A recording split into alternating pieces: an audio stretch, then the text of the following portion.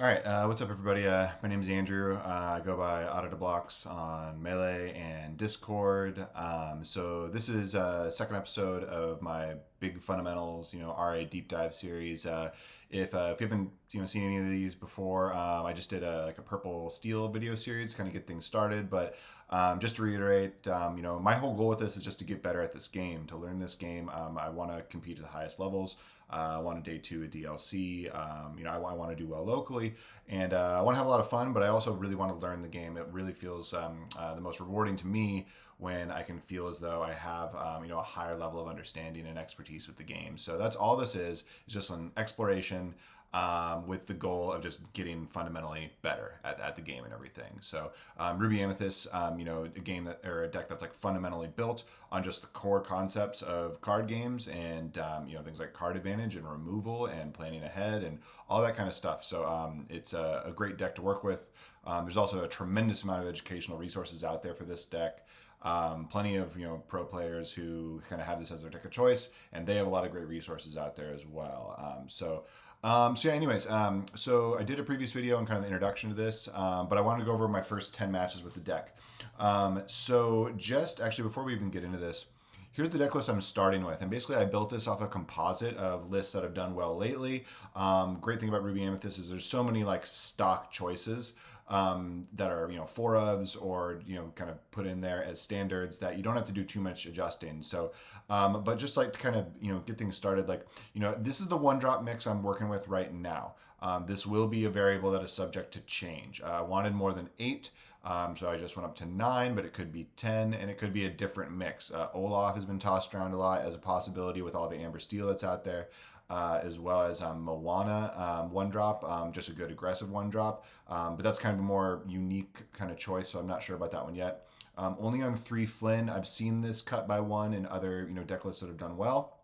Including a list from No I'm Not that he's testing right now. That's what I'm starting with. There's a lot of controversy about this card in terms of should they even get rid of it, but there's not really a good substitute for 2 drops. So I'm just on 3 to begin with. Running a couple crabs since we're aggro is a little bit heavier in this metagame. 3-3 split on the genie rabbit. Just 1 bell right now. A lot of players are running 2. 4 Elsa, 2 Maui. 2-2 the chair ladies. I'm doing the 1 Elsa, 1 Sisu split, which we'll talk about more later, and then just 3 B preps for right now. So again, 3 B prep, that's a number that could go up. Maui number could go up, Bell could go up, the ladies could go up and down. It could be 4-2 gene split. So a lot of things to think about, though the core operation and core principles of this deck is pretty sound with where it is. So first 10 matches were pretty interesting. Played traditional Steel Song 3 times, Amber Steel aggro, so like kind of the dock version with no wheel twice. Played Blue Steel wheel 2 times, which is kind of crazy. Ruby Sapphire once, Blurple once, and then a Purple Steel Jafar wheel deck 1 time as well. I'm playing at about the 1400s level right now on the online client that people are using. I feel like I'm at a reasonably decent range to get pretty competitive play. But this is what the first 10 matches look like. Really crazy to play 6 wheel decks. This was a lot of wheel to face, and traditionally my understanding is that Ruby Amethyst does not like playing against a whole new world. Our cards are, I don't want to say slow, but like you generally play 1 card at a time, occasionally 2. You're not really built to like unload your hand and everything. So wheel typically is quite good against Ruby Amethyst. So that was an interesting kind of introduction to playing. I played against 5 Amber Steel decks overall when you look at the numbers. 3 Steel Song and 2 Amber Steel aggro. So a lot of Amber Steel out there right now. I was surprised to play 2 Blue Steel wheel decks. I think that deck is great. There's definitely a lot of positives to it. I know there's some negatives. I love Harlan Sweet and his channel and all the work that he does on the Blue Steel combo.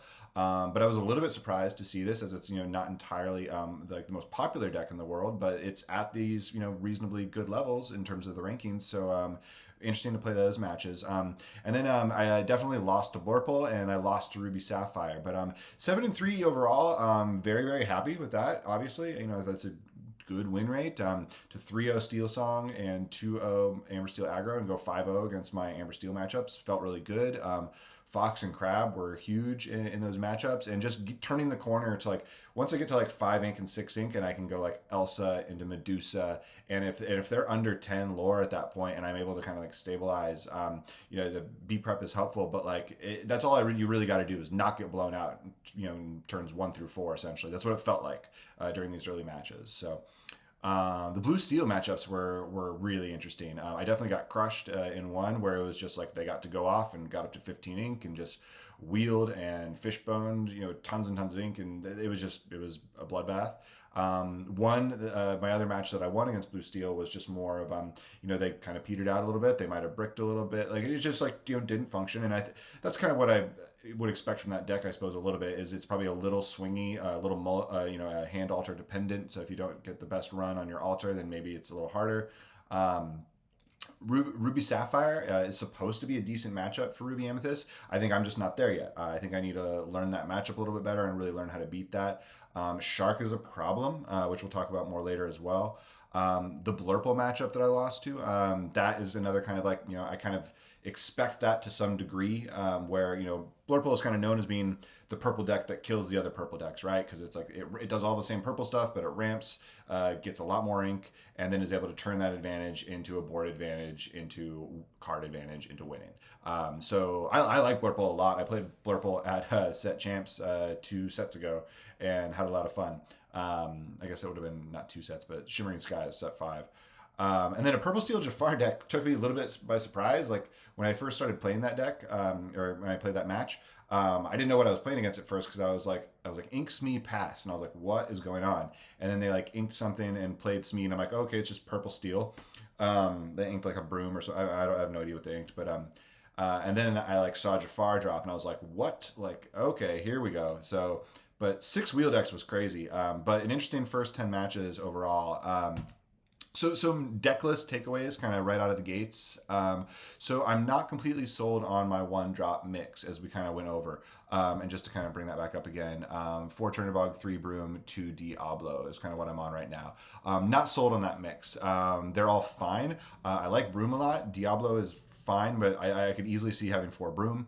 I think Olaf probably would have been really helpful in my 5 matches against Amber Steel decks. So maybe Olaf needs to, make an appearance. Moana, is an interesting choice that's been tossed out there. I don't hate it though, because the idea of dropping that turn 1 and just quest sounds great to me. And anything that they're trading into that to get rid of it, I'm fine with. Like if they want to even let the Storm Rage on, okay, fine. Like if they want to, run a snake into it, fine. Like I think every trade is good almost with that card. And in the later turns, it's probably just ink, or at best, it's like something to bounce with a fox to be able to fox out of nowhere or something. I don't know.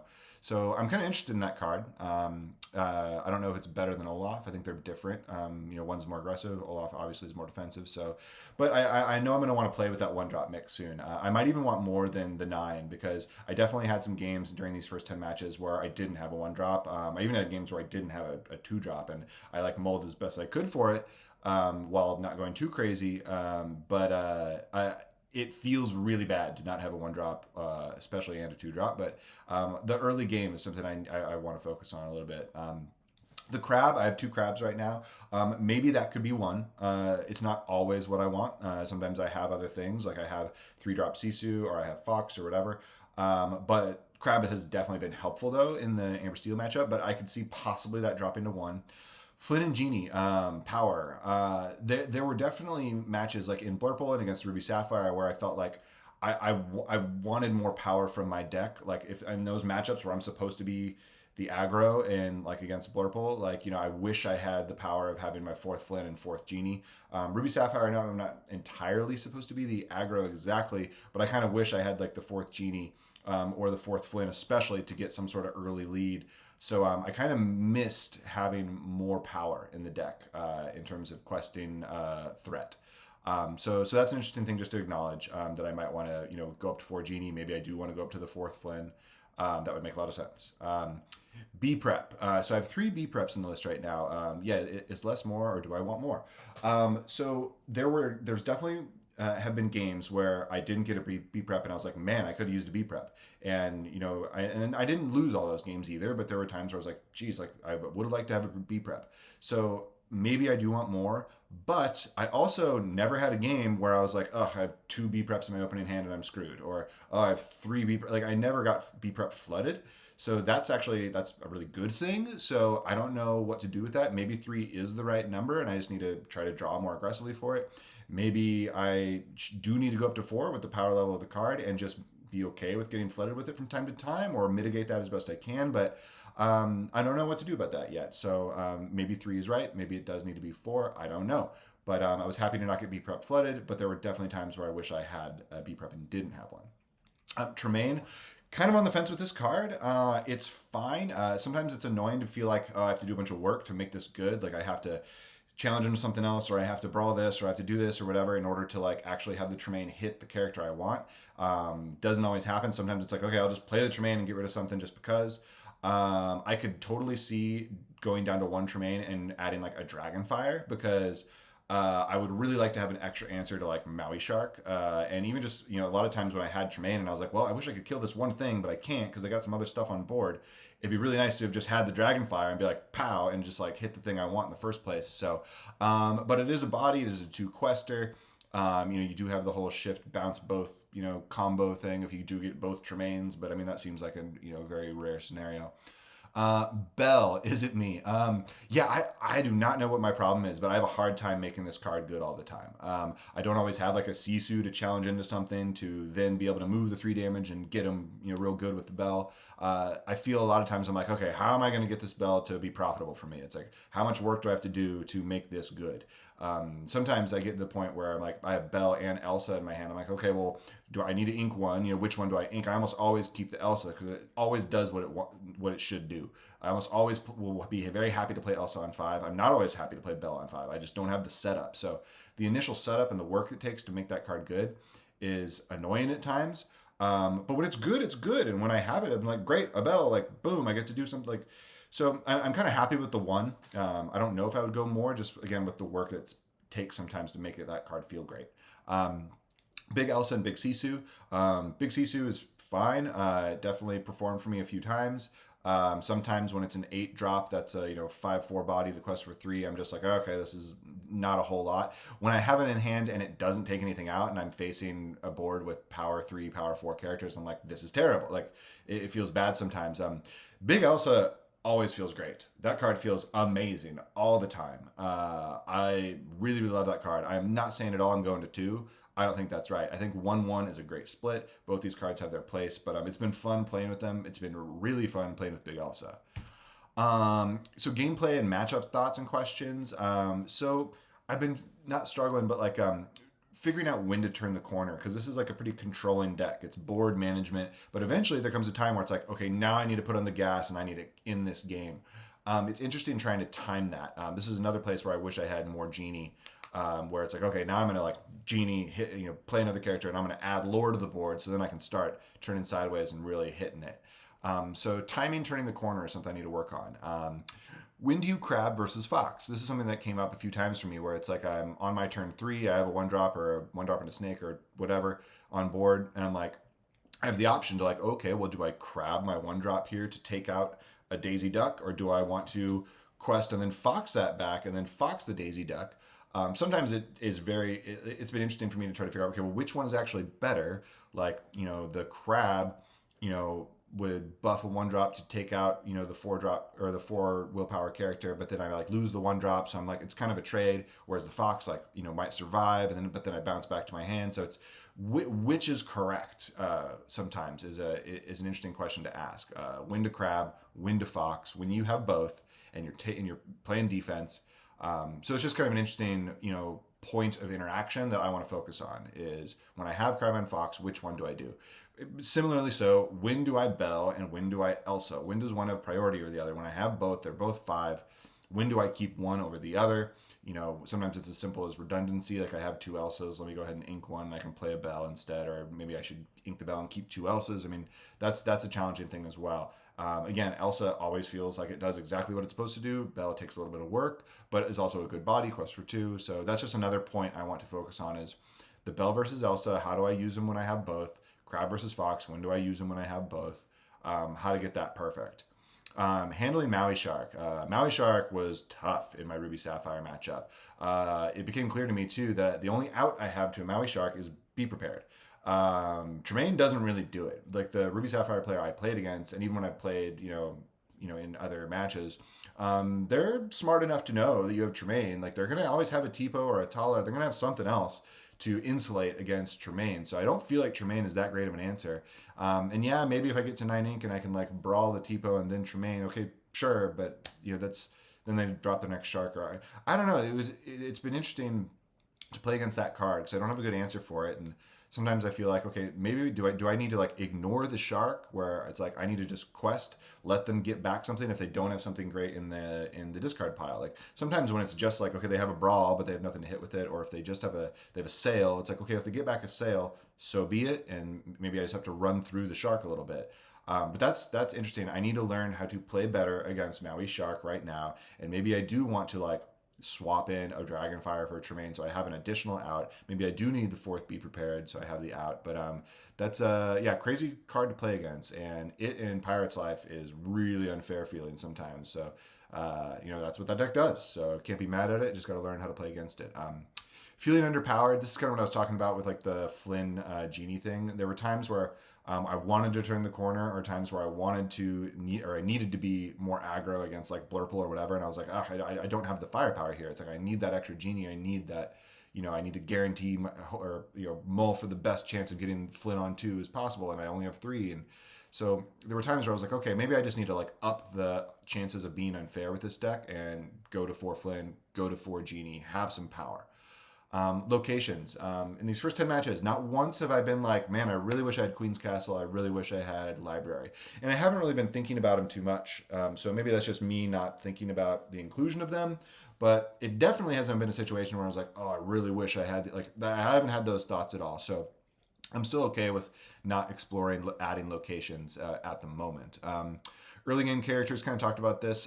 Definitely have been times where I didn't hit a 1-drop, and even didn't hit a 1-drop and a 2-drop just because I didn't get there. Those games are hard. I feel like I need to start measuring if those turn into losses or not. I didn't really do that during these first 10. Granted, I had okay results, but this is just a case of maybe I want the 4th Flynn, maybe I want 10 1-drops, so it solidifies that early game a little bit more. Big Elsa, talked about this. Big Elsa is crazy. Like that card has felt awesome every time. I posted in one of the Discords that I had a really fortunate thing where I had a Big Elsa on the board and was able to quest with Big Elsa, bounce it with a Fox, shift it on top of a different Elsa, and quest for another 3, and essentially got 6 lore from the Big Elsa, and then shifting it onto an Elsa again, and that was enough to get me like exactly to 20 to win a game that I was going to lose on my opponent's next turn. So an interesting trick that I didn't think about it all ahead of time that I wanted to share on Discord, but I wanted to mention it here too. Is it was basically the quest, bounce, shift, quest again. And it was just interesting to have that trick, pop up, because now I get to keep that in the back of my mind for like, okay, if I ever need to and I need to pull this out, it's a kind of way to veil some of the lore power you might have on board, where that's 2 extra lore coming out of nowhere that is pretty difficult to see how that could take place until it happens. So there you go. But great first matches. Happy to be 7-3. I don't expect to do that all the time. This deck feels good though. Like when I was playing Purple Steel, it felt really challenging to going 6-4 felt great. Like it was always hard. I felt like I was really pulling teeth to get wins. This deck feels like, okay, I just play well, take advantage of these fundamentals, and I get my wins. Just don't make mistakes and try to not brick. But this deck is pretty solid. So I've really liked playing Ruby Amethyst so far. I hope to get better with it. I have the feeling that if I can get as good as I can and get my build a little bit more tuned, I can ideally do better. Like it'd be great to be able to go 8-2. I would love to have like a really strong showing with this deck as I continue to get better with it. But it's going to take a lot more than 10 matches. So again, we're going for at least 50. I'm going to do another 10 matches before I make any changes to the deck list whatsoever. And again, they're going to be minor. and then we'll go from there. So thank y'all for watching. Please comment, like, subscribe, all that, YouTube, whatever. I'm just trying to do a good show and document my own journey of learning. If it helps other people figure out how they can learn and get better, I mean, that's what the goal is. You can do it with any deck. It's like I did it with Purple Steel to begin. I'm doing it with Ruby Amethyst now because I believe in the fundamentals that it really showcases. After this, I'm going to move on to something else, but I will be doing at least 50 matches with this deck, and it'll probably turn into more. And we'll go from there. So thank you all so much. Appreciate it, and enjoy the rest of your day. We'll see you again soon on the next video.